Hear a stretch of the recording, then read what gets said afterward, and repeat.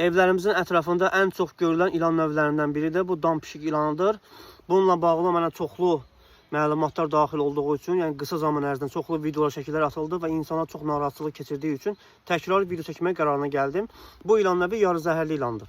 Yəni bunun zəhəri insan üçün təhlükəli deyil. 2 xırda zəhər dişləri var arxa tərəfdə.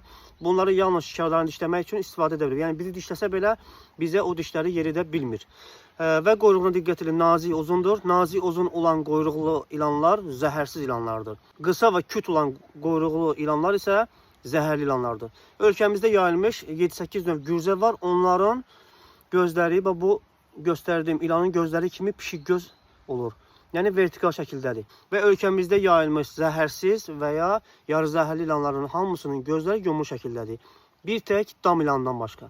Yəni siz bunu rahat səsə biləsiniz deyə mən sizə göstərirəm. Çünki evlərimizin ətrafında ən çox rast gəlinən ilan növlərindən biridir dostlar. İlanlarla bağlı bütün məlumatları bizim YouTube kanalımızdan əldə edə bilərsiniz. Çünki orada daha geniş formatda biz məlumat verəcəyik. Əsasən ilan sancması zamanı nə eləmək lazımdır?